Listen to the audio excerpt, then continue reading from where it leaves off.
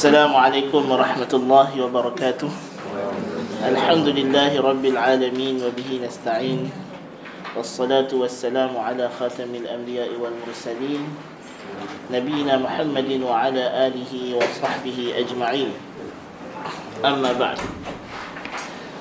Kita menyambung pengajian kita dalam tajuk Islam dan isu semasa. Masih lagi dalam penghujung perbincangan tentang fitrah. Dan kita sebutkan fitrah, komponen fitrah yang dikatakan fitrah itu berdasarkan istiqra' dan kajian. Macam kita kata fitrah ni dia adalah state of nature, keadaan asal mana kita diciptakan oleh Allah Ta'ala dalam keadaan yang macam itu. Macam kita diciptakan ada lelaki, ada perempuan, ada Melayu, ada Cina, ada India, ya. Ada diciptakan sebagai manusia, ada diciptakan sebagai jin, ada diciptakan sebagai haiwan, burung, ayam, itik dan sebagainya. So demikian Allah Ta'ala menciptakan kita dalam keadaan fitrah, keadaan Islam. Iaitulah kita ni bersedia menerima Islam. Bukan bermakna kita tu keluar-keluar daripada umat kita mengucap la ilaha illallah, kan? Tapi maknanya ialah bila mana sampai kepadanya risalah Rasul, maka kita, kalau tidak ada penghalang luar, tidak ada penyimpangan, tidak ada pemesongan, tidak ada pembelauan. Pembelauan tu istilah fizik tu. Kan dulu kita belajar fizik kan, dia panggil belau. Bila wave masuk bawah celah-celah jadi lembab, jadi belau.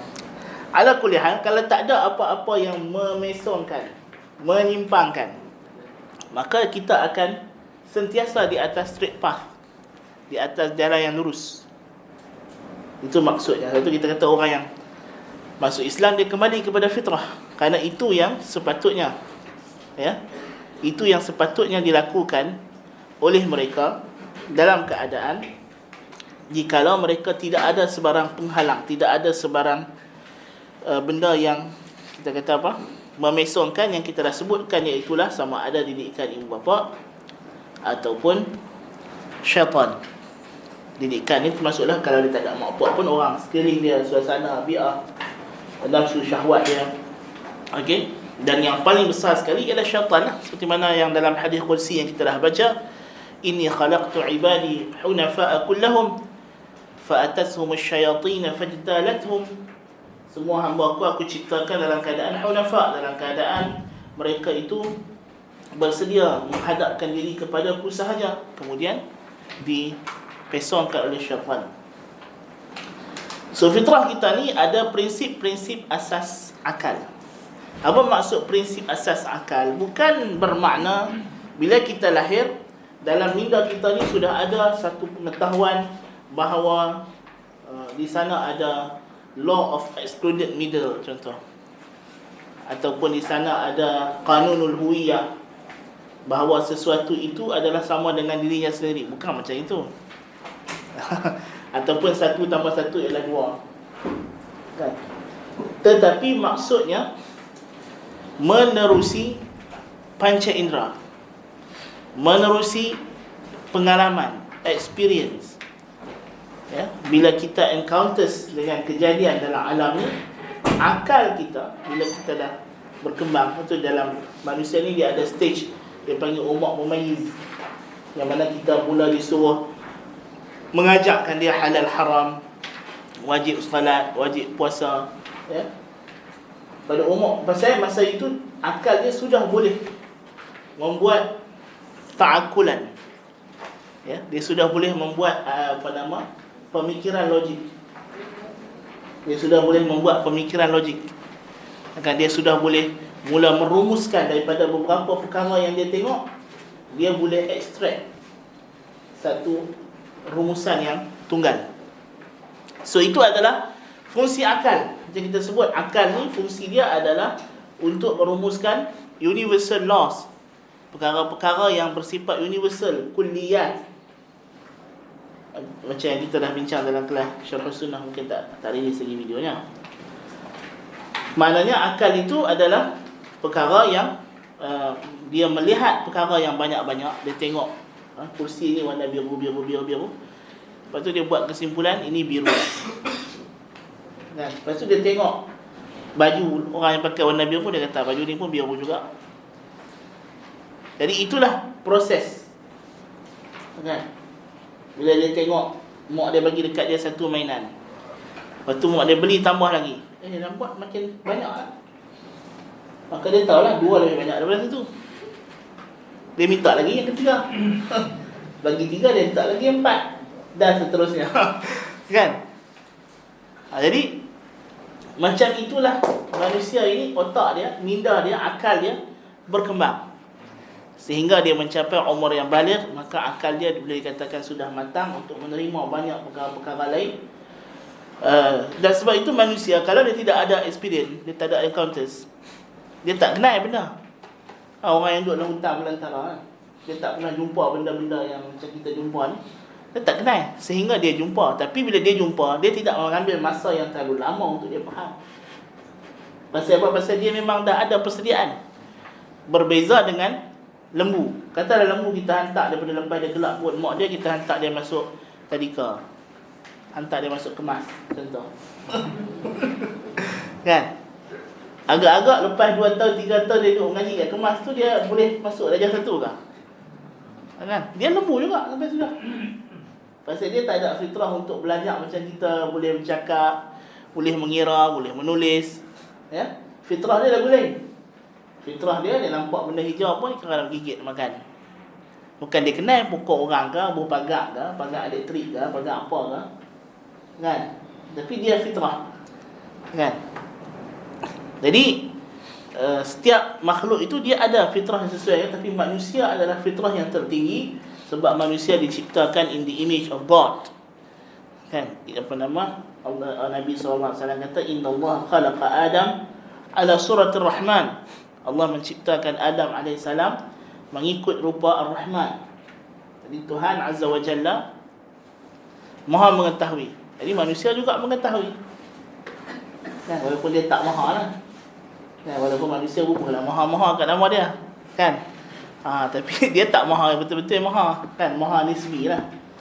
Kan? Maha ni maksudnya besar. Dalam bahasa Sanskerta. Kan? Maha besar, hina kecil. Baik, waktu dulu kita belajar dalam Buddha kan. Buddha ada mazhab kan. Mazhab apa tu nama dia? Belajarlah refresh. Kita 2015 ni kelas. Kan, kita ada Mahayana dengan Hinayana. Kan? Jadi prinsip-prinsip asas akal ni maksudnya ialah manusia, akal dia boleh merumuskan perkara-perkara yang mana Ibn Taymiyah rahimahullah ta'ala simpulkan akal ni apa dia? Menghimpunkan dua benda yang sama dan membezakan dua benda yang berbeza. Sebab itu orang yang menyamakan benda yang tak sama dan membezakan benda yang sama, kita kata dia tak akal.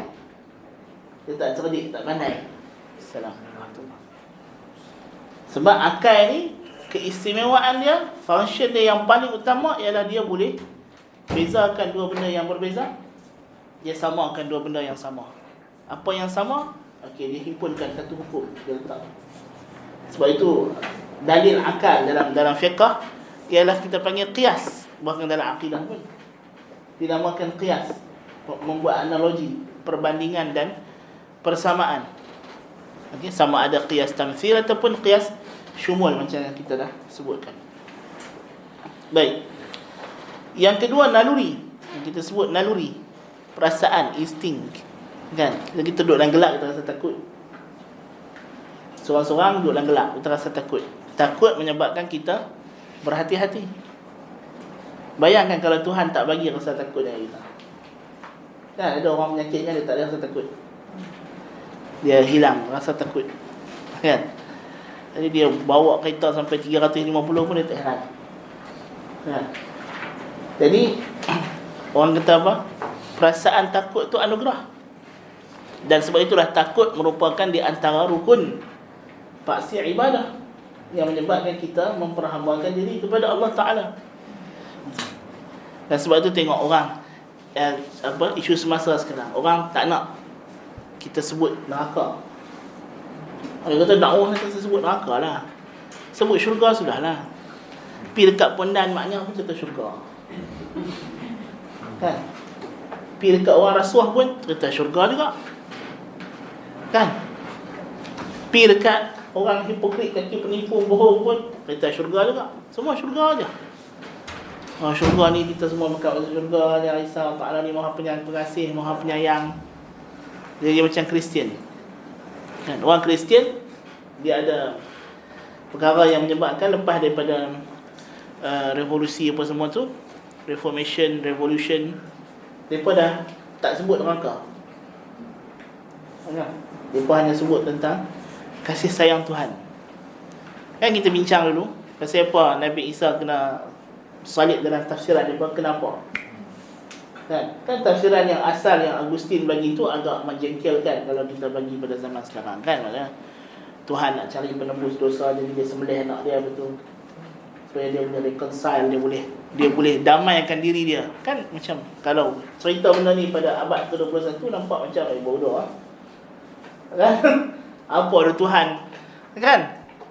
Tuhan tu dia marah, dia murka dekat manusia. Jadi dalam rangka nak meredakan kemurkaannya, dia kena sembelih anak dia. Yang mana anak dia tu adalah dia sendiri. Kan satu. Nah, jadi akhirnya mereka buat satu tafsiran baru. Mereka kata sebab Tuhan ni Maha Penyayang, God is love. Jadi sebab tu dia turun, dia korbankan diri dia, sacrifice diri dia untuk apa? Untuk menyelamatkan manusia kononnya. Kan? Jadi kalau dah macam tu, tak ada cerita pasal azab, tak ada cerita pasal neraka lah. Walaupun muktamar yang terakhir baru ni minggu lepas baru habis persidangan gereja Katolik, dia pun masih belum dapat kata putus pasal LGBT, kan? Bincang tak, dia nak bagi keputusan lagi. Nak terima ke, nak tolak ke, LGBT ni masuk neraka ke masuk syurga. Walaupun Pope dah cuba nak tajdid dengan mengatakan syurga ni untuk ateis pun boleh juga. Tapi pelik lah kan, syurga untuk ateis. Ateis bukan masuk syurga pun. Yang kau bagi dia tahu syurga kat dia, buat apa? Kan? So dia kata, so what? I don't believe. Kan? Jadi masalah hal ni. Kan? Tapi orang kita nak ikut style tu. Kan? Dia nak ikut. Padahal khutbah Jumaat rukun ittaqullah. Kan dia kata apa dakwah Islam ni kita tak boleh takut-takut ke orang. Kan jangan takut-takut ke orang. Abang ada tiap-tiap hari Jumaat rukun khutbah ittaqullah. Itu pasal anda faham. Kan ittaqullah tu maknanya takut Allah Taala, azab dia. Kan itulah yang akan membawa manusia kepada ta'abbud, perhambaan diri kepada Allah Taala. Sebab tu di antara kajian tentang kenapa manusia beragama, kan dikatakan kerana manusia ni takut dengan alam sekeliling dia. Dia dengar buruh dia takut, dia nampak kilat dia takut, tengok banjir dia takut, tengok ribut dia takut. Jadi dia mencari satu kuasa yang boleh melindungi dia daripada kejadian-kejadian ini. Dan kita kata tafsiran itu tidaklah salah, as long as dia tidak menghadkan kepada ini sahaja punca orang beragama. Memang macam orang barat dia kata inilah punca orang beragama. Jadi so sekarang bila kita dah belajar sains, kita dah boleh control nature, kita tak payah Tuhan lah. So kita tak takut lah, kita dah tahu dah nak hujan ke tak hujan, kita dah tahu dah ribut ni akan main pukul berapa sekian-sekian. Lepas tu kita dah boleh cipta alat untuk kita berlindung. Konon lah, sekali main tsunami siapa pun tak dapat lari. Kan? Lepas tu datang bencana-bencana alam itu di antara perkara yang membawakan manusia kepada Tuhan. Kan? So itu contoh insting takut. Kan? Di antara lagi mengharap, kita mengharapkan sesuatu. Kan? Bila kita dahaga, kita mengharapkan air, lapar mengharapkan makanan. Kan? Dan benda-benda ini ialah pengharapan secara fitrah. Jadi bila kita harap benda tu ada, yang mana dia adalah keperluan, macam mana baby keluar dari perut mak dia mengharapkan susu. Jadi susu tu ada, dan dia akan diberikan susu oleh mak dia. Kan? Mana dia tahu? Dia teriak-teriak tu mak dia bagi susu. Kan macam kita sebut lah, dia tak ada dihantar kursus. Yang pergi kursus tu okey, mak dia kursus cara menyusu. Tapi baby tak ada masuk kursus cara dia nak isap susu, tak ada. Kan? Masa mak dia pergi kursus tu pun dia tak tahu apa. Orang tu ajak mak dia, mak dia yang belajar. Dia tak ada belajar pun. Kan? Jadi mana dia tahu benda tu? Itulah insting, naluri. Kan? Cinta, hub, mencintai dan membenci. Cinta dan benci, ini insting yang paling besar. Sebab tu dia adalah rukun yang paling utama dalam ta'abbud. Kita cinta, kita suka apa yang indah, apa yang baik, apa yang elok. Kita benci apa yang buruk, apa yang menyakitkan, apa-apa yang jelek lah. Kan? Jadi insting kita cintakan Tuhan. Sebab Tuhan yang bagi kita segala nikmat, ciptakan kita, wujudkan kita, bagi kita segala macam karunia dan karuna. Kan? Jadi dengan itu melahirkan ta'abbud kepada Allah Ta'ala. Dan kita takut, kita benci kepada azab dia, kita benci kepada kehilangan nikmat. Kan? Kita benci hilangnya afiat. Jadi itu adalah naluri.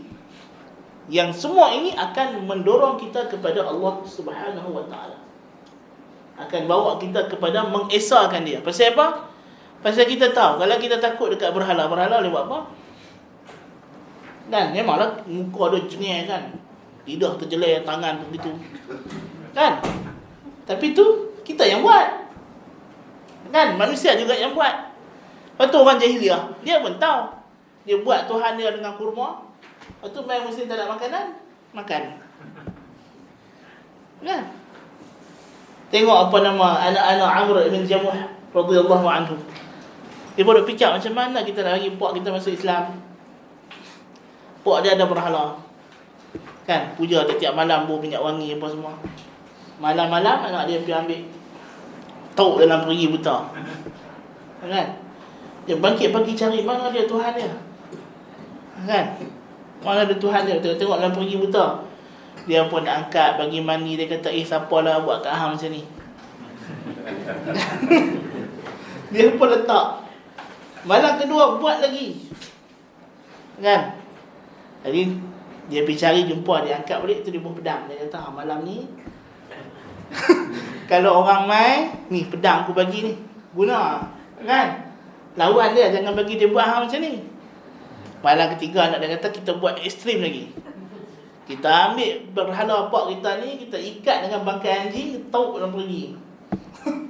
Kan? Pagi esok dia cari. Tengok-tengok dia kata, kalau hang Tuhan tak jadi lagu ni, buat dia kata. Kan? Masuk Islam. Pasal tak perlu banyak fikir lah. Macam mana aku nak minta tolong, nak minta lindung, kan, kepada makhluk hak kena ikat dengan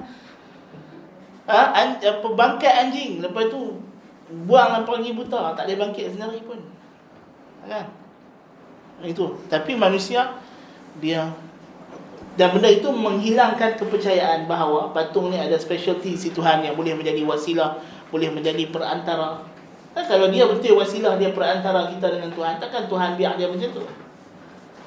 Sebab tu kita belajar, kita bertauhid kan. Kenapa Nabi dibagi Tuhan patah gigi masa perang Uhud? Supaya orang tahu Nabi ni makhluk. Kan? Kalau Nabi tak patah gigi masa perang Uhud tu, kan, lagi teruk lah mereka ni semua. Terang patah gigi pun bekat semua teruk lah. Kan? Tu terang Tuhan bagi luka, darah meleleh. Pergi Taif sampai darah penuh kasut Nabi kita SAW. Tuhan nak habaq kata Nabi ni manusia. Walaupun dia mulia di sisi aku sayang dia, aku jaga dia, tapi dia mesti ada juga benda sakit dia kena. Dia tak boleh selamat dari dia. Ada Nabi mati kena bunuh juga, Nabi Zakaria, Nabi Yahya. Kan? Itu semua satu Syekh Ahmad Wahab masukkan dalam kitab Tauhid sebagai dalil tauhid. Dalil tauhid. Doa Nabi ditolak, Nabi laknat beberapa orang pemuka-pemuka musyrikin jahiliyah. Tapi Tuhan kata laisa laka minal amri syai'. Kau tak ada hak. Akhirnya mereka ni semua masuk Islam, jadi sahabat-sahabat Nabi yang mulia. Kan? Nabi tak boleh kontrol. Pak pedakan dia hak jaga dia daripada kecil. mati dalam keadaan syirik. Innaka la tahdi man ahbabt, walakin Allah yahdi man yasha. Jadi supaya makhluk ni tak ada tempat sandar harapan, tempat kita nak takut secara ghaib, tempat kita nak cinta dia kerana diri dia secara mutlak. Tak betul. Betul, Allah Ta'ala kata, in kuntum tuhibbunallaha fattabi'uni yuhibbukumullah wa yaghfir lakum dhunubakum. Hubungan kita dengan Nabi adalah kita ikut sunnah dia, bukan semata-mata cinta. Cinta itu yang mendorong kita kepada ikut sunnah. Kita disuruh cinta Nabi, bukan cinta tabi'i, cinta syar'i. Kan? Kalau tidak, kita jadi macam yang lah. Suruh cinta Nabi, tapi dia suruh cinta Nabi itu nak macam orang Kristian cintakan Jesus. Tak betul, itu syirik. Cinta Jesus tu pada zat dia, kerana Jesus itu sendiri. Kononnya dengan cinta itu akan selamat di akhirat. Sebab semata-mata dia cinta, dia boleh dapat syafaat. Tak betul lah macam tu. Syafaat itu hanya akan diberi kepada ahli tauhid, kepada orang yang ikut ajaran Nabi SAW. Dan yang terakhir adalah nilai-nilai etika dan moral sejagat, yang mana dia adalah kesinambungan daripada akal, kesinambungan daripada naluri. Jadi kita dapat nilai-nilai etika. Kita tak suka mencuri, tak suka, daripada kecil, budak kecil tak payah ajak, dia tak suka orang ambil barang dia. Jadi di situ ada fitrah, tak suka barang kita diambil orang secara tidak sah. Kan? Dia tak suka orang tiba-tiba main pukul dia, main marah dia. Itu ada nilai moral, tak suka dia zalimi. Kan? Dan tak suka menzalimi orang lain. Jadi bila dia tak suka dia zalimi, kita senanglah ajak dia. Jadi jangan buat dekat orang juga. Sebab benda tu menyakitkan. Tak suka barang dia ambil, kita senanglah ajak anak kita, jangan ambil barang orang. Jadi itu semua yang membolehkan pelajaran itu diberi kepada manusia. Itu kata fitrah. Dan semua ajaran Islam bila datang, sepatutnya tak ada isu. Islam habaq, jangan mencuri, jangan berzina, jangan merompak. Kan? Saja ini yang sahabat-sahabat bila disuruh cerita tentang Islam, mereka akan sebut benda ni. Kan? Bila Najasyi tanya sahabat, apa yang Nabi kamu suruh? Mereka habaqlah, jangan berzina, tidak mencuri, menyambung silaturahim, disuruh menyambung silaturahim. Sebab ini semua nilai-nilai moral sejagat yang bila orang dengar, orang akan tahu ajaran agama ni bagus. Kan? Ini ajaran yang betul. Mengesahkan Tuhan, tidak sembah selain Allah Ta'ala, jangan sembah. Lepas tu Nabi Yusuf kata dekat kawan penjara dia kan, arbabun mutafarriquna khairun amillahul wahidul qahar. Tuhan hak banyak-banyak ni kan bagus, ataupun Tuhan yang satu tapi menguasai segala-galanya. Secara nalurinya, secara fitrahnya, secara logik asalnya, memang satu yang menguasai lah. Itu yang bagus. Kan daripada banyak-banyak buat kepala utusan. Kita pun kalau kata kerajaan ni, kan dia ada banyak kepala. Menteri ni buat utusan dia sendiri, menteri ni buat utusan dia sendiri. Kan? Tak ke pening kita. Kan? Undang-undang dicacah merbah. Jadi kalau itu pada kita, apatah lagi alam jagat raya ni, kan? Tentulah lebih dahsyat lagi kalau banyak Tuhan yang menentukan kejadian dia.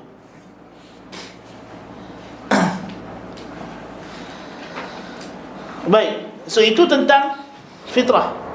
Kemudian kita nak pergi kepada wahyu. Jadi kita kata wahyu tak akan bercanggah dengan wahyu yang sahih, tak bercanggah dengan akal yang sarih. Jadi macam mana kita sepatutnya kita berinteraksi dengan wahyu? Macam mana kita sepatutnya berinteraksi dengan wahyu? Ada banyaklah sebenarnya kaedah, tapi anda sebut 4 yang utama lah yang anda rasa.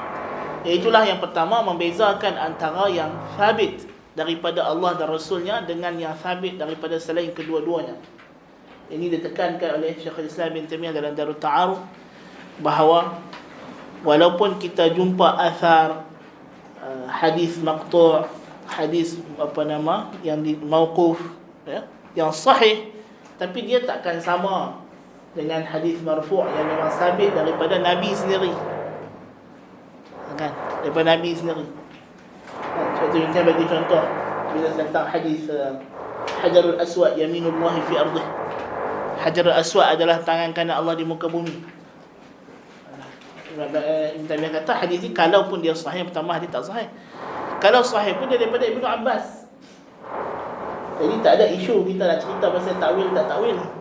Sebab kita bincang takwil ni pada nas yang wahyu daripada Allah Ta'ala. Kalau pun kata hadis Hajarul Aswad yaminullah fi ardih perlu ditakwil, itu tidak melibatkan wahyu, pasal dia perkataan bukan Nabi, bukan maksum, kan? Perkataan bukan maksum. Adapun perkataan maksum, dia takkan bercanggah sama sekali. Sahabat kadang-kadang ada benda yang dia cakap tu adalah fatwa daripada dia, benda yang dia istinbat, kan? Jadi dia tak boleh disamakan. So kita kena bezakan apa yang sabit daripada Allah dan Rasul, iaitu adalah syariat, dan apa yang sabit daripada selain Allah dan Rasul, daripada sahabat, tabi'in, tabi'in, ulama, ya. Kecuali kalau walaupun kita tak menafikan apa yang datang daripada sahabat, ada otoritinya tersendiri, ada otoritinya. Apa yang datang daripada tabi'in ada otoritinya, tapi dia tak same level lah, tak sama taraf dari segi otoriti, kan? Yang kedua, membezakan antara yang makbul dengan marfu', yang diterima dengan yang ditolak ataupun mardud, ya. So kita ada perkara-perkara yang makbul hilang. Siapa hilang? Tu. Dia kadang-kadang bila kita tak bergerak laptop ni dia ingat kita tidur. Jadi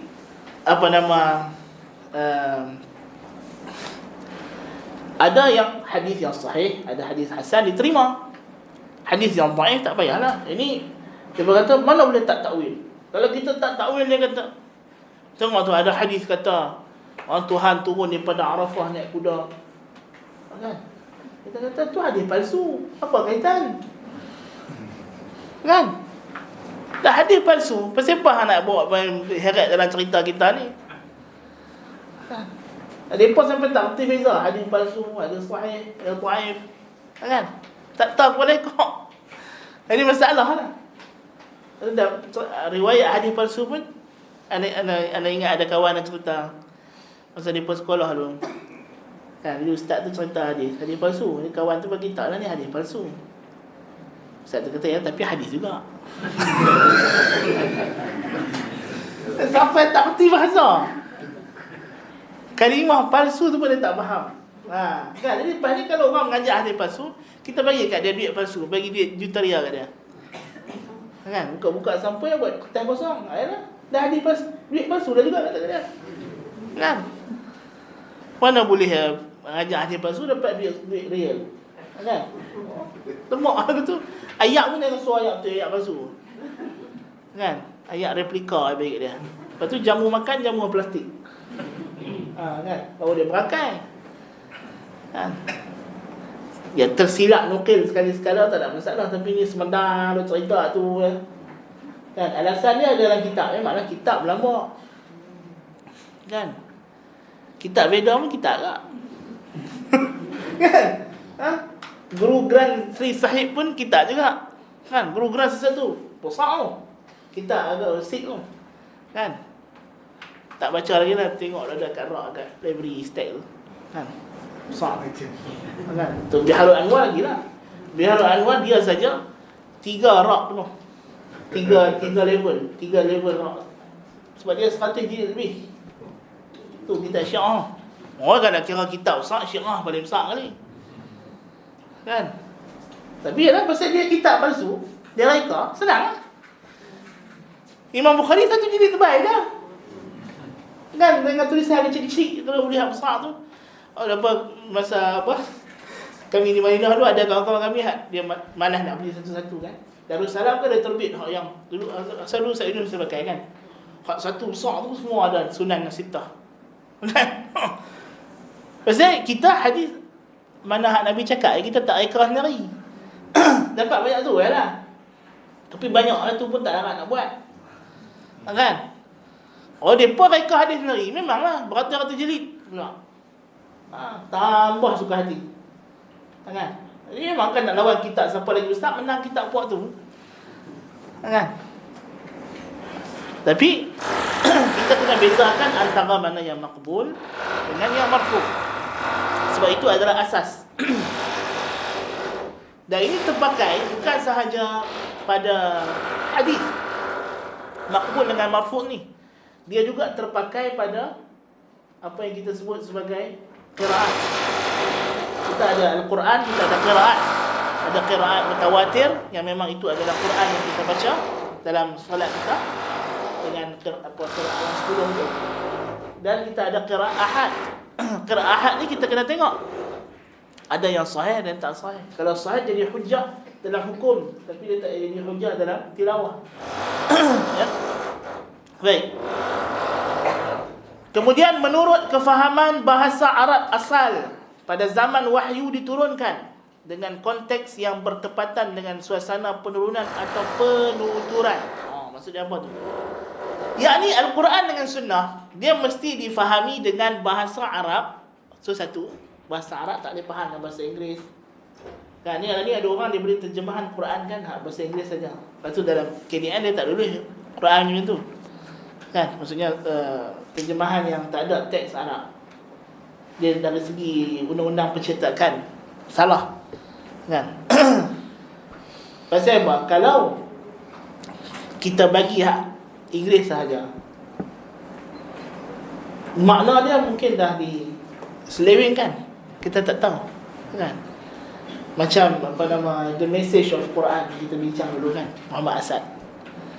Kan? Dia dia terjemah riba kan, usually. Lepas tu Ulil Absar Abdullah dia bahas hukum riba, dia duk bahas riba ni ialah usually. Jadi bukan semua yang bank buat sekarang ni usually. Dia duk bahas dari sudut bahasa Inggeris. Dia tak bahas dari segi hukum fiqh bahasa Arab. Kan dia dah buang teks Arab.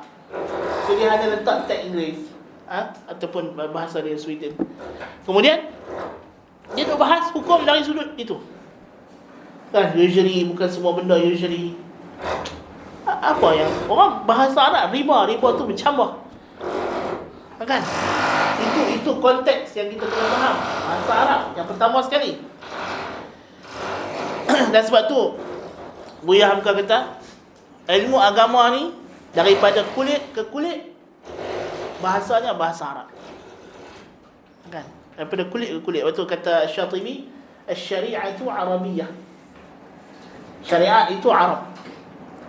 Dari segi bahasanya, budayanya, konteksnya mesti dipahami. Bukan kita disuruh ikut orang Arab, tapi kita nak faham. Nak faham hukum tu. Kan?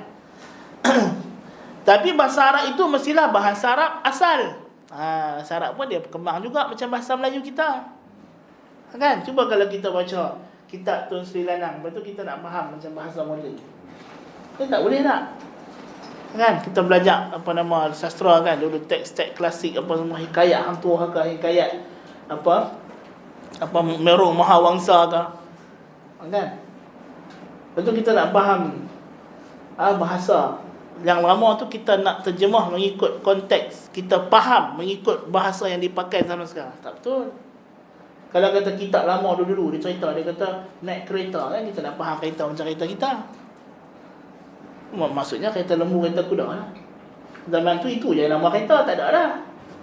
Zaman kita kalau kita sebut kereta, kalau kita naik kereta lembu, kita sebut kereta lembu ke tidak, orang tak faham.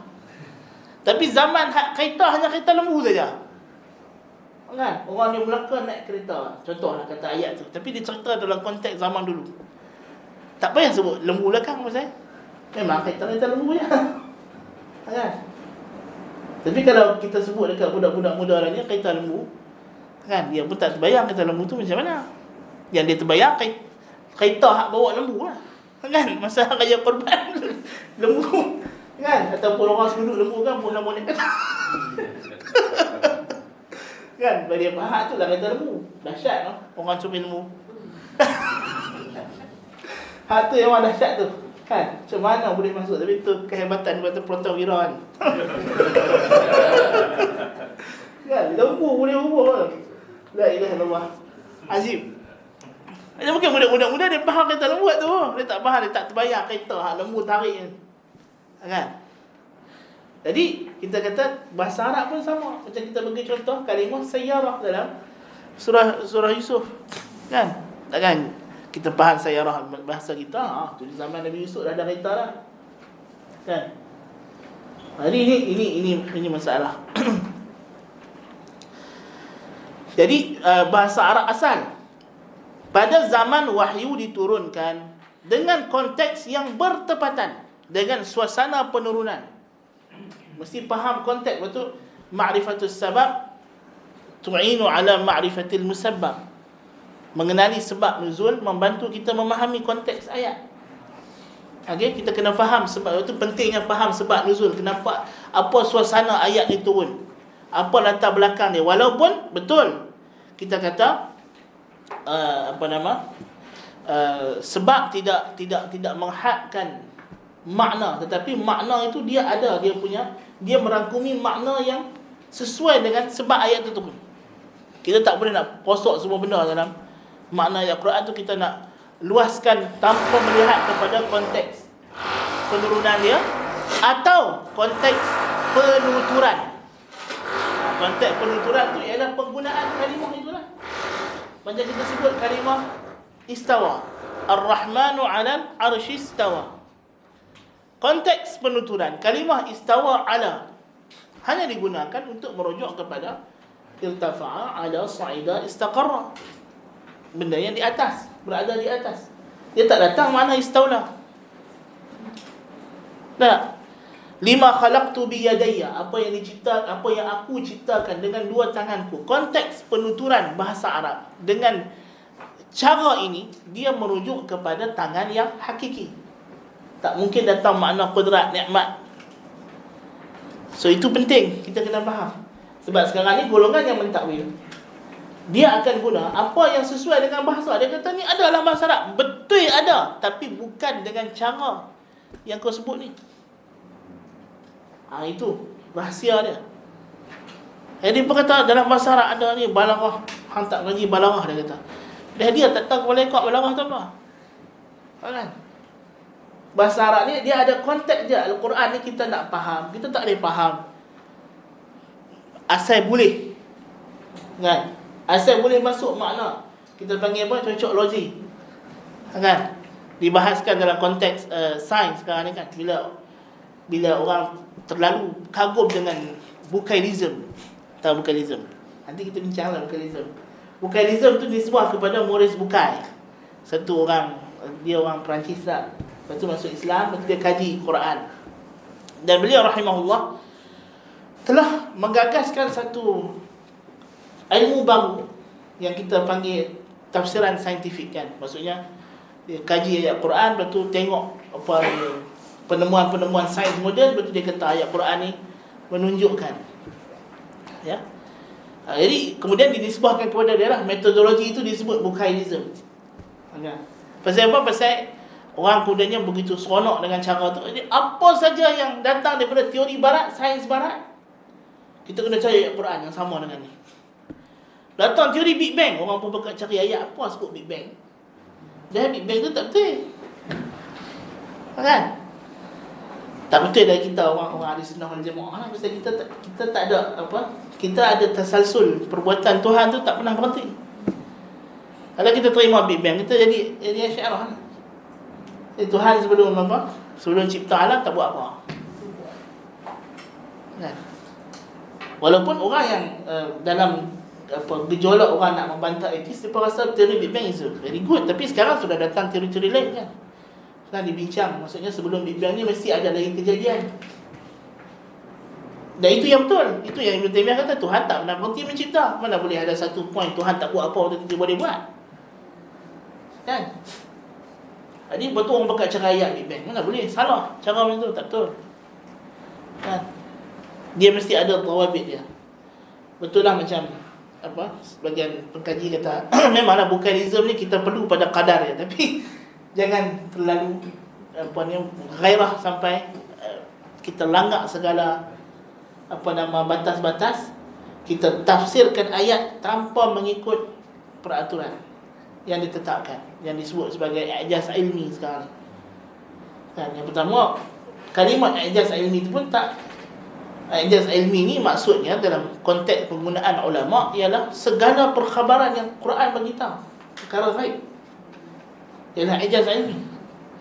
Tapi sekarang dia khususkan ilmi ini pada makna modern science, sains moden, yang melibatkan kajian alam natural sahaja. Habisnya Al-Quran habaq tentang hukum hakam, hukum faraid, hukum hijab. Ini semua ilmu. Hukum hakam undang-undang jenayat, hukum hakam undang-undang politik, ekonomi, sosial, rumah tangga. Kita belajar tafsir surah An-Nur. Kan? Sampai sahabat kata Ibnu Abbas telah mentafsirkan surah An-Nur yang kalau Rom dan Farsi dengar masuk Islam dia. Kan? Betapa hukum hakam dalam surah An-Nur tu mengatur dalam rumah undang-undang. Dalam rumah anak nak masuk bilik mak pak macam mana, kan? Dan seterusnya. Sampai teratur detail Al-Quran bagi panduan dalam segenap segi hidup kita. Itu semua ilmu. Manusia tak boleh buat undang macam ni. Tak ada orang alim hebat macam mana, ahli falsafah macam mana pun dia boleh buat. Tak? Nabi, beza Nabi dengan ahli falsafah. Nabi apa yang dia ajar, itu yang dia buat. Undang-undang Islam terbaik dalam masalah rumah tangga. Nabi, bini dia ramai. Bukan saja ramai, bini dia datang daripada family musuh-musuh dia. Betul tak? Masa Nabi kahwin, contoh Safiyah binti Huyai. Kan, Huyai bin Akhtab ni, siapa yang bunuh? Nabi lah bunuh. Nabi pancung bola pak dia. Laki Safiyah tu, siapa yang bunuh? Nabi bunuh dalam perang. Kan, Yahudi. Tapi Safiyah ni jadi bini Nabi, sayang ke Nabi, lebih sayang kepada pak dia. Tak ada mukjizat lagi. Ini mukjizat hebat ni. Mana nak cari? Kan? Bukan sebarang bini Tuhan bagi Nabi kahwin banyak-banyak tu ada sebab. Supaya mereka jadi saksi kata Nabi ni luar dalam dia sama.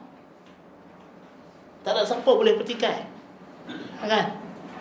Tak ada siapa boleh petikai. Tapi cuba tengok ahli falsafah. Ahli falsafah tengok Confucius. Kan? Cerai, jadi menteri, gagal. Kan? Padahal dia yang konon-kononnya menyusun falsafah rumah tangga lah, falsafah kepimpinan lah. Kan? Dia kahwin, cerai. Pasal bini dia tak tahan, pasal dia rumit sangat, pasal masalah pakaian. Tuhan jadikan mereka ni takkan sama dengan Nabi. Kan? Bini seorang pun tak boleh tahan pasal baju ya. Pasal dia kan ada falsafah kan, nak lipat baju pun ada cara apa semua. Jadi itu menyusahkan. Itu tak betul. Agama tak ada complicated macam tu. Benda yang remeh-temeh yang Tuhan dah bagi akal dia kata, agama tak kacau. Ciri-ciri agama sesat kan? Dia peraturan yang besar dia tak ada. Tiba-tiba dia main peraturan halu yang kecil. Kan? Dia tak orang tanya Confucius apa dia mati. Dia kata hidup pun kita tak tahu habis lagi. Dia tanya aku pasal mati. Loh. Tak tahu mati macam mana nak hidup. Tu pasangan dia. Kalau tak tahu panas, mana nak tahu sejuk? Tak tahu sakit, mana nak tahu sihat? Kan? Maknanya ahli falsafah dia takkan sama macam Nabi. Dia tak boleh. Tu terang ahli falsafah dia anggap sebagai akal manusia yang tertinggi. Kan? Tengok macam pelatu. Kan? Nak bagi negara maju, dia kata kita kena hak milik negara kan wanita dan kanak-kanak. Itu yang sekarang ibarat dia rampas budak-budak. Kan? Kita cuba tengok bila Pythagoras dengan Plato punya falsafah matematik kan. Apa yang kita kira mesti realiti. Itu yang kita heran, awak jalan ni lagu ni kan. Pasal apa tiba-tiba jalan ni, tiba-tiba dia sempit dalam tengah dia ni.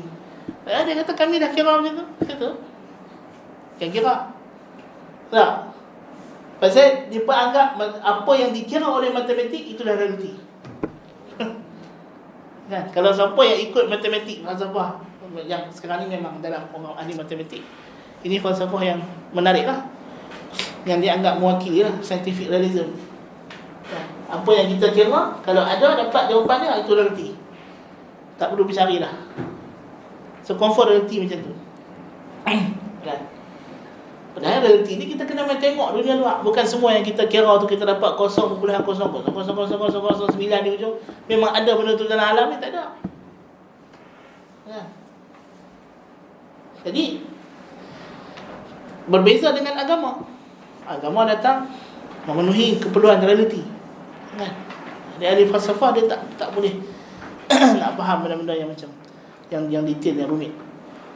Jadi kita kena kata wahyu ni dipahami dengan bahasa Arab. Itu penting kita belajar bahasa Arab bagi orang yang nak mendalami ilmu agama lebih-lebih lagi. Kan dia tak boleh tiba-tiba dia ni pakar dalam bidang agama sekian-sekian, betul bahasa Arab tak erti. Macam mana kita kata dia pakar? Kan? Baca Quran penterjemahan, lepas tu kan tiba-tiba nak bagi fatwa, bagi hukum. Memang dia macam merbah lah. Kan? Sedangkan orang tadi sebelum belajar bahasa Arab. Kan sekarang ni ujian apa kita panggil fluency Arabic punya bahasa Arab kan pun dibuat di barat. Kita ingatkan Saudi Arabia nak buat. Kan? Kan rupanya mereka juga buat. Kan? Macam dalam bahasa Inggeris kan kita ada apa MUET dekat Malaysia ni, betul ada apa yang Oxford lah, apa Cambridge apa semua tu. Kan, dan ni bahasa Arab pun ada yang dibuat di tak ingat dah Oxford kan mana juga lupa. Itu bahasa Arab. Jadi siapa yang nak tu ambil exam tu. Ingat kau orang Arab nak buat. Arab dia sibuk benda lain. Kan, sibuk tengok Gusti. Gusti terjadi kan. Jadi masalah. Daripada dulu lagi. Dulu orang tengok TV-TV ya, sekarang kerajaan dia buat main. Tak berhenti-berhenti. Kan, tak habis-habis. Jadi candu lah, jadi candu. Lepas tu agama ni macam kita sebut, dia tak mesti kalau kau salafi kau takkan dapat mencandukan agama dah. Apa ajaran aliran pun kalau kena cara dia boleh jadi candu tau. You boleh guna Kristian pun boleh, Yahudi pun boleh, Syiah pun boleh, Salafi pun boleh. Betul tak? Macam sekarang Saudi, dia jadikan Salafi candu untuk rakyat dia. Kan? Bukanlah atas nama Salafi, atas nama agama lah. Kan? Tapi agama itu yang ialah secara umumnya aliran orang Saudi ialah Salafi lah. Tapi agama itu kalau diadun dengan cara yang betul, diberikan orang yang betul, agamawan yang betul yang boleh adunkan benda tu, dia boleh jadikan candu. Kan? Tak kisah agama apa pun, aliran apa pun.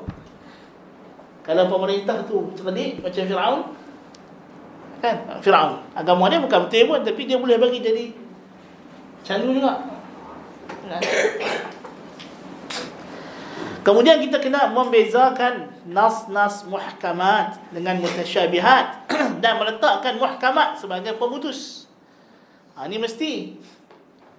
Kalau tidak, naya. Betul mereka orang-orang ahli bid'ah selalu berhujah dengan mutasyabihat. Benda yang sama, benda yang sepatutnya ada penjelasan, ada perincian, tapi mereka tak ikut. Kan? Keluar fatwa boleh istighasah dengan Nabi. Sebab apa? Ada hadis Ibnu Umar kata, Ibnu Umar kebah kaki. Lepas tu orang tu kata dekat dia, uzkur ahabban nasi indak, ingatlah orang yang paling kau cintai. Lepas tu Ibnu Umar pun kata, ya Muhammad. Lepas tu hilang kebah kaki dia. Ni lah boleh tawas istighasah dengan Nabi. Betul tak? Dia pun kata, mereka lah kata, tak ada dari mana. Kan? Tapi nampak tak kebodohan di situ? Pasal cerita dia ialah Ibnu Umar ni kebah kaki. Pasal apa? Kebah kaki ni sebab apa jadi? Sebab darah slow jalan kan. Jadi tabib tu dia kata, engkau ingat orang yang paling engkau cintai. Sebab bila kita ingat sesuatu yang kita cintai, dia akan menyebabkan jantung jadi laju, berdebar-debar kan. Jadi darah tu pam laju, hilang lah. Cuba kita buat macam tu, memang tak lah, pasal kita tak cukup cinta Nabi. Tu cara nak test boleh lah. Bagi kebal, lepas tu ingat Nabi, tengok hilang tak?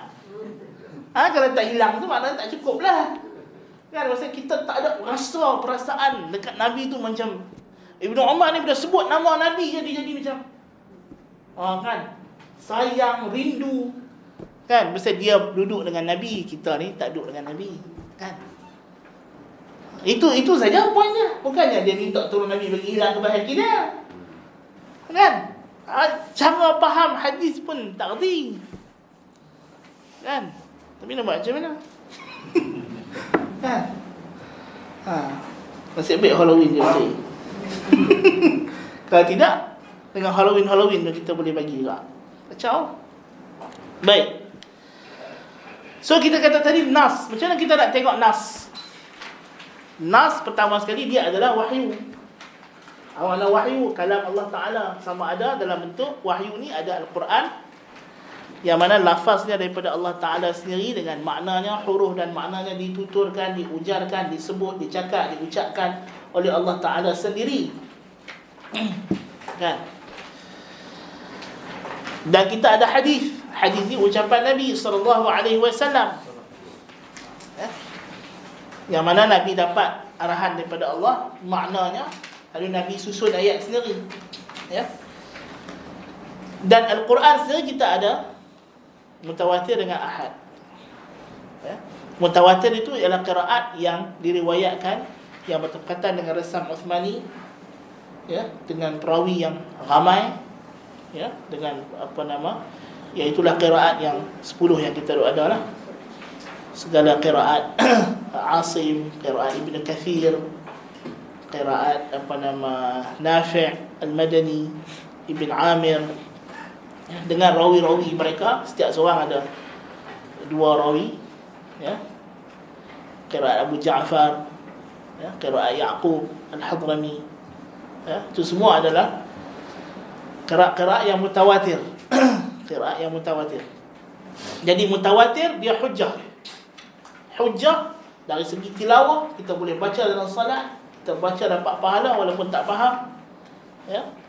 Dan dia adalah hukum ya, dari segi apa yang disebut adalah hukum. Ini dari segi thubutnya, kita bincang dari segi dari segi dia adalah sabit daripada Allah Ta'ala. Adapun riwayat ahad terdedah kepada penilaian sanad. Ahad ni ialah kebanyakannya datang daripada mushaf sahabat. Mushaf sahabat dari pendengar Nabi SAW baca Quran, kemudian mungkin tak ada Nabi tafsirkan ataupun apa yang mereka faham, mereka catatkan dekat mushaf mereka. Macam kita kata kalau bacaan Aisyah salat al-wusta salat al-asr, salat wusta salat asar, dia tafsiran. Jadi dia bukan tilawah, nak baca tak boleh kan? Dia bukan tilawah, ataupun dia adalah qiraat yang telah dimansuhkan ya, bacaan yang telah dimansuhkan. Waktu surah Al-Ahzab asalnya panjang sama panjang surah Baqarah, kemudian dimansuhkan. Tilawah tu sendiri, bacaan tak ada ya. Tinggallah yang ada sekarang ya. Dan qiraat ahad ni ada perbincangan ulama dari sudut autoriti dia lah.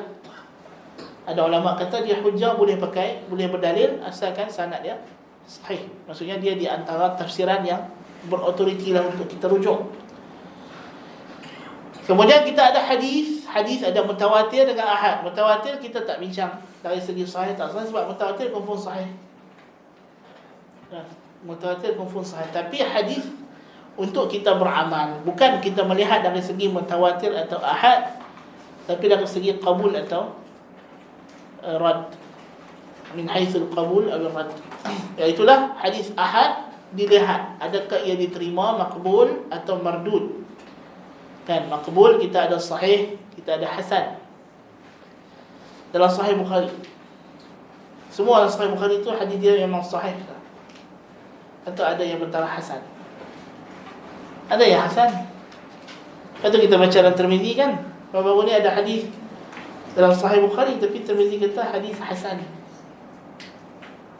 Tapi hadis tu ada dalam Sahih Bukhari. Sedangkan kebiasaannya kalau hadis dalam Bukhari, Tirmizi akan kata hasan sahih. Hasan sahih biasanya hadis tu merujuk bahawa hadis tu ada dalam Sahih Bukhari, Sahih Muslim. Tapi memang hadis tu hasan, tapi ada dalam Sahih Bukhari. Sebab hasan di sisi ulama mutaqaddimin adalah sahih. Hasan di sisi mutaqaddimin adalah sahih. Sebab itu kata Zahabi, hasan ni adalah martabat sahih yang bawah. Jadi dia diterima. Jangan bertikai lah hadis hasan. Ni ada orang bertikai hadis hasan. Ada juga. Kan?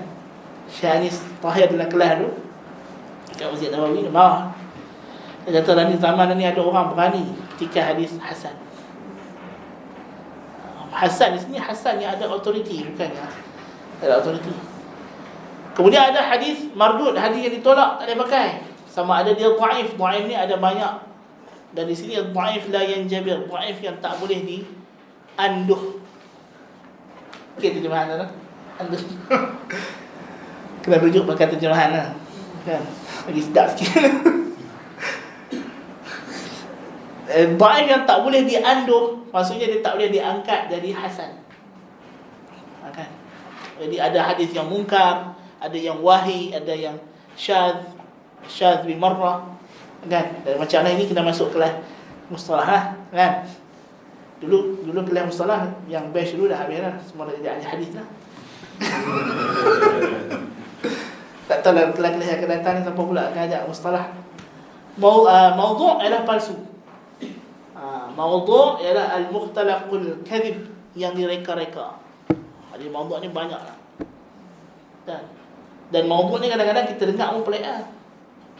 Kan, dia punya cerita tu kadang-kadang memang pelik, memang mengarut kan. So ini dari segi kita nak berinteraksi, kita kena pastikan dulu nas itu statusnya. Adakah dia sabit daripada Nabi SAW, daripada Allah Ta'ala, ataupun tidak. Demikian juga daripada orang lain pun sama. Walaupun memang ada bidang-bidang ilmu tertentu yang para ulama longgarkan untuk kita ambil riwayat-riwayat yang bersifat mursal. Mursal ni maksudnya sanad dia tak bersambung. Macam Maghazi, riwayat tentang sirah. Pasal sirah ni kadang-kadang ulama riwayat berdasarkan cerita orang. Cerita orang macam Al-Waqidi. Dan Al-Waqidi dia pergi jumpa keturunan sahabat-sahabat yang ada terlibat dalam cerita sirah. Jadi dia tanya, macam mana yang hang dengar daripada nenek moyang pasal peristiwa ni? Katalah dia dalam Madinah tu ada cicit kepada sahabat yang pernah join perang Badar contoh. Jadi Waqidi dia akan pergi tanya. Kan? Lepas tu dia akan cuba campur adukkan cerita tu sekaligus. Dia tak macam hadis-hadis kita kena cerita berasingan. Kan, riwayat dia asing-asing. Walaupun dalam bab yang sama. Lepas tu kalau kita tengok satu bab solat, tapi ada banyak hadis. Pasal apa Imam Bukhari tak campur aja bagi cerita satu dapat satu naratif. Pasal solat tak boleh, pasal kita kena riwayat hadis macam didengar. Sebab tu Imam Syafi'i kata ahli hadis macam farmasis. Ulama fiqh ialah doktor. Kan? Jadi depa ni sedia ubat. Ni adalah ubatnya. Yang nak campur tu siapa? Doktor lah. Kan, doktor yang akan tengok hadis ni. Betul Imam Syafi'i buat rumusan. Jadi kaifiat angkat tangan macam ni, kaifiat letak tangan macam ni, berdasarkan sejumlah hadis yang dia dah teliti. Memang kalau kita pergi kepada hadis tu memanglah kita tak dapat satu big picture. Pasal hadis tiap orang meriwayat based on apa yang dia dengar atau apa yang dia lihat. Kan? Jadi kita kena pastikan dari segi sanadnya, perawi-perawinya adalah thiqah, adil, ya, bersambung sanad. Itu adalah ciri-ciri hadis sahih. Tidak ada illah, tidak ada kecacatan yang tersembunyi, tidak ada syadz, tidak ada percanggahan dengan riwayat yang lebih kuat dan seumpama dengannya. So ini dari segi thubut. So kalau hadis itu telah thubut, adakah cukup untuk kita kata kita tak boleh lawan dia dengan apa-apa? Tidak, itu salah. Tak mesti riwayat dia sahih. Even Al-Quran. Sebab kita datang ayat Quran, betul kita kata jangan lawan Al-Quran. Sebab kita sekarang ada interaksi dengan dia punya muhtawa, kandungan dia. Macam mana kita nak faham? Nak faham ni banyak cara yang telah kita sebutkan di antaranya. Dari segi dalalah nas, petunjuk nas kepada makna dia, hubungan dia dengan makna. Ada nas yang bersifat am. Am ni ialah menyeluruh, universal. Kan? Tuhan kata innal insana lafi khusr. Sesungguhnya al-insan, di sini kalimah jins dan ada alif lam istighraq. Semua insan berada dalam kerugian, maknanya masuk neraka. Kerana kalimah khusran dalam Quran hanya digunakan untuk merujuk ahli neraka yang kekal dalam neraka. So makna innal insana lafi khusr, sesungguhnya semua manusia kekal dalam neraka. Kalau gitu selesailah kita semua neraka. Kan? Nak sembahyang apa nak masuk neraka? Kan? Orang ramai ajak, jomlah kita sembahyang. Innal insana lafi khusr. Kan? Sembahyang masuk neraka, Tuhan dah kata masuk neraka, jangan lawan. Itu pasal dia ambil yang am, tapi ayat tu ada khasnya. Ada takhsis, pengkhususan, ada istifna, pengecualian. Iaitulah illal ladzina amanu wa 'amilus salihat wa tawasaw bil haqq wa tawasaw bis sabr. Maknanya insan yang masuk neraka ni hak yang tak ada sifat-sifat yang empat ni lah. So jadilah insan di sini ialah orang kafir. Maksud insan di sini adalah orang kafir. So ada nas yang umum, yang am, yang ada takhsis, pengkhususan, dan ada juga am yang kekal di atas am. Dan ada ayat umum tapi maksudnya khusus. Alladzina qala lahumun nasu innan nasa qad jama'u lakum fakhshawhum fazadahum imana wa qalu hasbunallah. Orang yang dikatakan kepada mereka oleh manusia, An-Nas yang mahabak dekat Nabi ni, kata tentera Ahzab dah berkumpul ni, kan? Tuhan kata An-Nas, qala lahumun nas, berkata kepada mereka manusia. Oh, semua manusia dalam alam ni mahabak kat Nabi kan? Tak, seorang saja. Kan? Innan nasa qad jama'u lakum, sesungguhnya manusia semua dah berkumpul. Semua manusia dalam seluruh alam kan nak serang Madinah. Tak, tentera musyrikin Mekah saja. Kan? Itu am yuradu bihi khusus. Am yang dikehendaki dengannya khusus. Dan ada juga khusus khas, tapi yuradu bihi umum. Nak di sini umum. Kan? Ada ayat-ayat Tuhan turun tentang Yahudi azab. Kan? Tentang Bani Israel. Oh, ayat tu khusus untuk Bani Israel dah. Dah, sahabat kata Bani Israel dah berlalu. Kan? Tak ada. Yang ada kita je lah tinggal. Jadi semua ayat yang Tuhan cerita pasal Bani Israel tu untuk kita. Kan? Ada Bani Israel dalam mana? Mana ada? Tak ada Bani Israel. Kan? Yahudi yang ada di Israel tu pun bukan Yahudi keturunan. Banyaknya Yahudi apa? Yahudi Khazar Ashkenazim, hak yang masuk agama Yahudi. Yang tak ada setitis DNA Yaqub alaihissalam pun. Kan?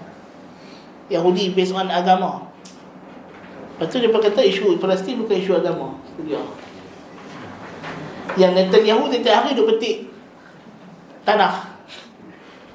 Kan, dalam ceramah dia. Hak pemimpin manusia yang bernama Islam ini sekelumit yang Quran tak gerak. Jangan kata Quran nak sebut Allahu Akbar pun tak boleh. Kan? Sampai tempat tu. Kan? Itu yang kita heran tu kan. Bawa pistol mainan tak boleh, tapi kedai mainan jual pistol. Betul tak? Kan? Apa nama Mr. Toy dekat Instagram hari iklan pistol mainan. Kan? Lepas tu apa nama pergi dekat mall-mall yang besar-besar, ada pula tempat main paintball lah apalah. Boleh pula tembak-tembak orang. Kan? Tapi pasal jihad tu takut. Perang atas nama tak apa.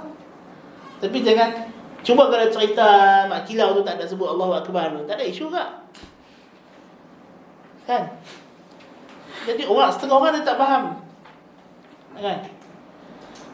Bila Hamas perang dengan Israel, dia berkata tapi Hamas ni kan ikhwan dah, kerjasama dengan Syiah dah. Nampak ada lutut janggut apa semua tu, bukan Salafi pun. Betul tak? Pergi di Museum Negara sampai lah ada tangkai Abdul Rahman Limbung. Kan? Orang cerita perang Kapiak ni bukan cerita Salafi, Ikhwani, Syi'i. Orang cerita Islam perang kufur. Memang cuma kita kena hati-hatilah. Memanglah ada orang yang akan menangguk di air keruh macam Houthi kan. Tiba-tiba dia kata roket dia hantar. Mana mungkin daripada Yaman hantar. Bohong gila. Itu pun wartawan boleh percaya. Lepas tu dah boleh percaya Yahudi. Kan? Kau bersiasat dah sikit. Mereka ni apa dia makhluk apa main tiba-tiba buat kenyataan. Kan? Nampak presiden apa tu Korea Utara bagi konon-kononnya bagi masuk akal sikit. Tuhan bagi kita ni logik akal. Kan? Kita sebut tadi kan. Bila datang berita-berita yang macam ni, kau fikirlah. Pasal benda macam ni, ketika orang tengah, itu dalam Quran, Tuhan bagi larangan. Masa berjihad, jangan ada makhluk yang macam ni.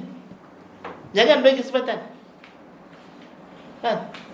Tuhan jadikan orang munafik berat nak keluar jihad. Pasal Tuhan kata kalau mereka keluar pun, mereka akan menyusahkan apa di medan perang. Kan? Jadi ni tak membantu nanya. Orang-orang macam ni tak bantu. Dia menyusahkan. Kan? Dia menyusahkan. Ya, Hamas tu bukan Syiah, dia cuma dia dapat bantuan daripada Iran apa semua. Yalah dulu apa Yasir Arafat pun dapat bantuan Iran juga. Kan? Memanglah Iran dia suka ambil pasal dia proxy Russia. Kan? Dia blok sini, blok timur. Macam Saudi tu proxy US kan masa dulu. Kan sekarang ni depa dah Bin Salman dah nak ubah apa nama pengaruh tu kan. Macam baru ni Saudi berdamai dengan Iran kan. Dia berdamai tu tajaan Cina. Cina punya apa? Jadi orang tengah broker. Pasal sekarang kan Saudi pun dah banyak ambil Cina kan. Kereta api pun Cina, betul apa macam-macam lah. Dulu serban pun Cina, berlamak dah benda tu. Bukan kita ni kan dulu apa kamera orang duk ketik-ketik tengok gambar Kaabah tu pun pada Cina. Bukan yang baru, lama dah kan. Tapi sekarang dia makin dia apa nama? Dia tak mau terikat sangat dengan US. Pasal memanglah sejak daripada 9/11 tu macam-macam kan tekanan diberi kan. Tapi ialah apa nama dia ada identiti baru dia kata, identiti baru. Kan. Balik pada cerita kita ni kan. Lepas tu kita ada nas yang bersifat mutlak. Mutlak ni dia tak dikaitkan dengan sifat. Seperti Tuhan kata fakku raqabah, bebaskan hamba dalam satu ayat. Jadi hamba ni hamba apa-apalah boleh bebas. Ada hamba boleh bebas kalau kafar. Tapi ada ayat lain Tuhan ikat dengan sifat raqabatin mu'minah, hamba yang beriman. Bukan sembarang hamba, mesti beriman. Lepas tu datang riwayat-riwayat lain pula mensifatkan tak boleh cacat, tak boleh sekian, tak ada sekian. Jadi bila datang kafarah nak bebas hamba, mesti ada syarat, tak boleh sembarang hamba. Mesti hamba tu beriman. Lepas tu Muawiyah Sulami tu datang bawa hamba dia, sebab Nabi tanya aina Allah, nak pastikan hamba tu beriman. So yang tak ada sifat tu kita panggil mutlak, yang ada sifat tertentu muqayyad, terikat dengan sifat. Jadi kita kena tengok Ada ayat yang mutlak, tapi ayat lain dia muqayyad. Yang mungkin sifat itu mempengaruhi, ya, mempengaruhi hukum yang tadi tak disebut, kita kena pakai hak yang disebut. Dan kadang-kadang dia tak mempengaruhi. Perincian dia kena buat gelar usul fiqh lah. Zahir dan muawwal. Ada nas yang zahir. Zahir ni ialah dia ada ihtimal dua makna. Satu makna lebih utama daripada yang satu lagi. Lepas tu dia sebut banyak ayat-ayat sifat ni, dia kata zahir. Ialah kalimah yad. Boleh pakai makna yad tangan, boleh pakai makna qudrah. Tapi kita kena tengok konteks penggunaan. Sama ada zahir itu kekal pada zahirnya ataupun tidak. Ada certain case tertentu yang memang datang nas mentakwilkan. Takwil makna tafsir, bukan takwil yang dipaham oleh ahli kalam tu. Okay? Takwil sini dan nas lain. Dia datang mengalih makna daripada makna hak zahir kepada makna hak yang jarang dipakai. Itu juga boleh berlaku. Ada nas yang mujmal, yang macam kita kata ayat salat, aqimus salat. Tapi Tuhan tak habaq salat macam mana cara. Kan? Tuhan cuma habaq dalam Quran tentang waqumu lillahi qanitin, berdiri, warka'u ma'ar raki'in, wasjud waqtarib. Ada tentang berdiri, rukuk, sujud. I'tidal tak ada. Duduk antara dua sujud tak ada. Salam tak ada. Kan? Walaupun ini tiga rukun ni esensi solat, ni rukun utama. Berdiri, rukuk dengan sujud. Kan? Tapi datang nas, hadis mentafsirkan perincian. Tuhan sebut aqimus salata liduluki syamsi ila ghasaqil lail. Tergelincir matahari sampai gelap malam sembahyang. Wa Quran al-fajr. Betul Quran fajar sembahyang subuh. Betul tak? Waktu lain tu macam mana nak perincikan? Takkanlah kita nak kena sembahyang daripada zuhur, duduk dan sembahyang sampai isyak. Kita buat apa? Kan? Ada datang hadis memperincikan waktu salat. Ada nas yang mubham, tak disebut nama orang, disebut rajul. Kan? Macam ayat dalam surah Ad-Dukhan, Dzuk, rasalah engkau lah, innaka antal azizul karim, engkau adalah orang yang mulia, yang hebat. Sekarang rasa ayat panas neraka. Siapa orang tu? Datang dalam tafsiran, orang tu ialah Abu Jahal. Kan? Jadi ada nas yang mubham, dijelaskan siapa orangnya. Macam kita tadi kan, ada ayat nasikh dan mansukh. Ini paling penting, nasikh mansukh. Nasikh mansukh dalam penggunaan ulama mutaqaddimin lebih luas daripada mutaakhirin.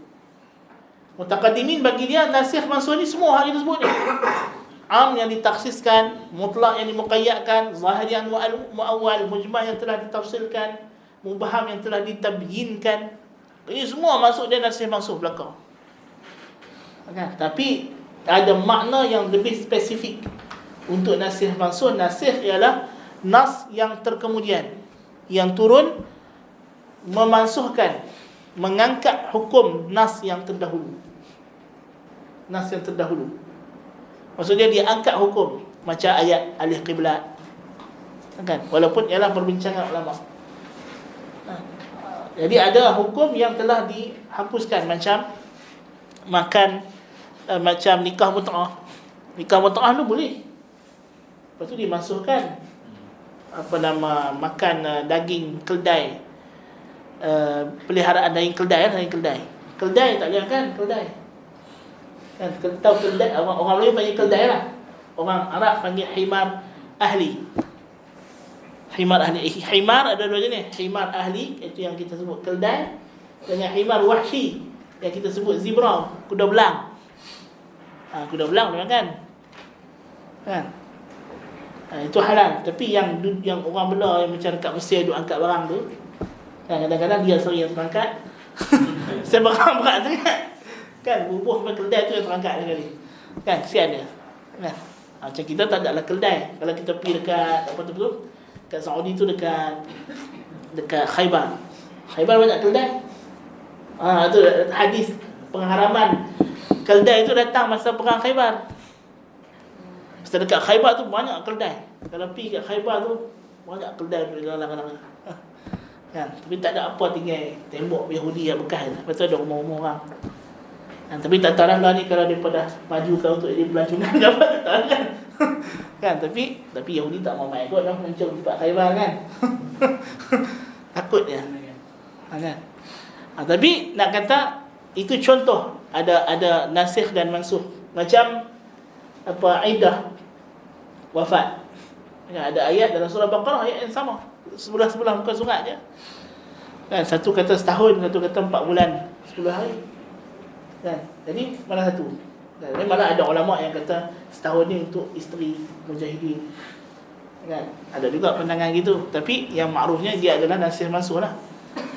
Macam apa nama, wuduk daripada makan benda yang disentuh oleh api. Contoh. Kan? Jadi dulu kalau kita makan daging apa benda yang dimasak oleh api, batal wuduk. Lepas tu dimansuhkan.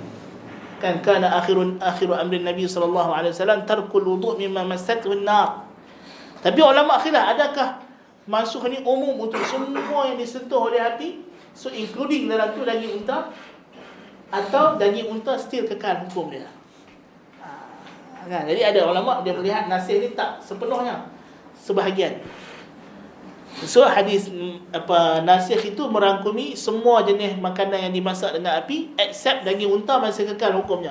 So kalau makan lahmul jazur, bahagian unta yang dipotong-potong dagingnya, maka kena ambil wuduk. Itu satu qaul dalam mazhab Syafi'i dan pandangan muktamad dalam mazhab Hanbali.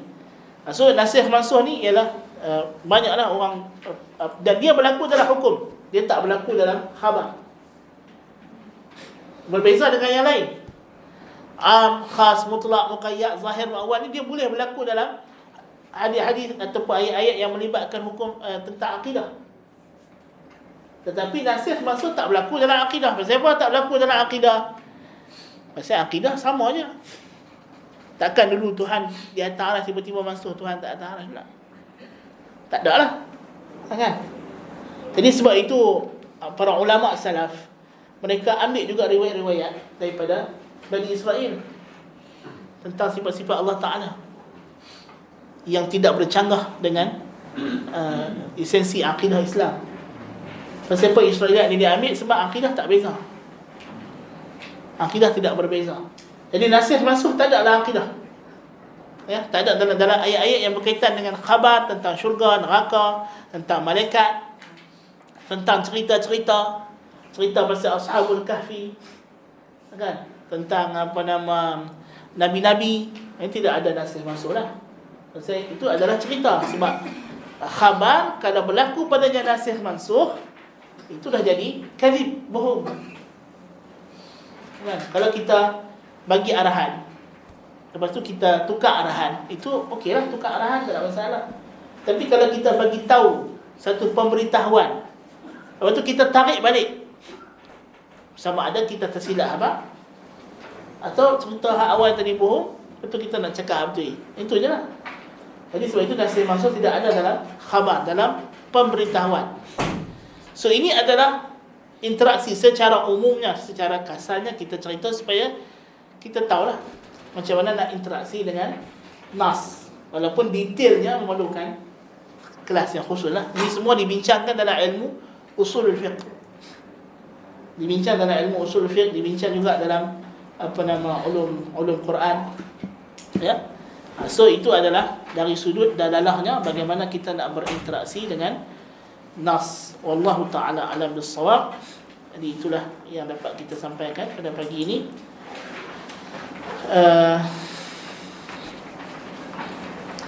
Dan kita sambung pada minggu yang akan datang bi'idznillah taala dengan tajuk yang baru, iaitu tentang kewujudan Allah Ta'ala dan pendalilannya.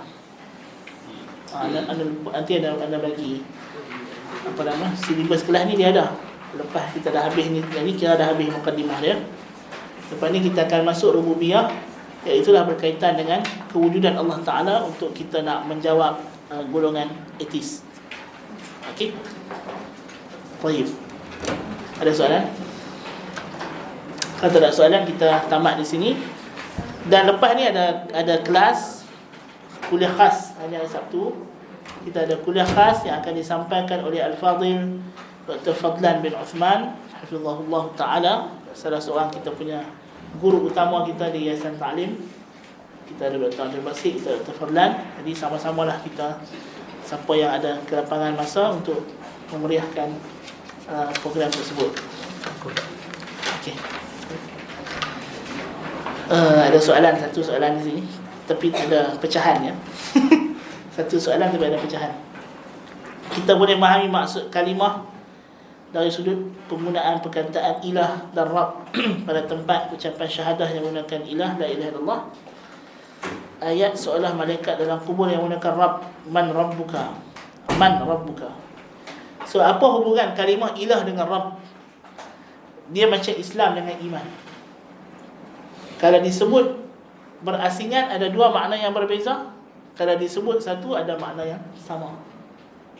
Macam a'arbabun mutafarriquna khairun amillahul wahidul qahar. A'arbab di sini a'alihah, bukannya khaliqun, bukannya pencipta, sembahan, pelindung, penjaga, Lord, guardian, yang disembah, yang dipuja, yang diminta. Okey. So bila datang soalan dalam kubur, mar rabbuka, ini dalam hadis yang lain dia datang dari riwayat Abu Daud, manil ladzi ta'bud. Itulah makna dia. Itu penting kita kena kumpul riwayat hadis. Sebab dia akan menafsirkan makna. Jadi dari riwayat yang lain datang manil ladzi ta'bud, siapa yang kamu sembah. So makna mar rabbuka ialah siapa yang kamu sembah. Siapa yang kamu jadikan sebagai guardian, pelindung, tempat engkau minta bila engkau susah, tempat engkau berlindung bila engkau dalam keadaan takut dan seterusnya. Itu makna mar rabbuka. Ini siapa yang kau sembah. Okey, so tidak ada percanggahan di antara makna ilah dengan Rabb. Sebab Rabb melazimkan ilah. Rabb melazimkan ilah. Dan ilah sepatutnya dialah Rabb. Itulah pasti. Nah, Allah Ta'ala a'lam bis-shawab. Qul qawli hadza wa astaghfirullah al-'azim li wa lakum. Subhanakallahumma wa bihamdika asyhadu an la ilaha illa anta astaghfiruka wa atubu ilaik. Assalamu alaikum warahmatullahi wabarakatuh.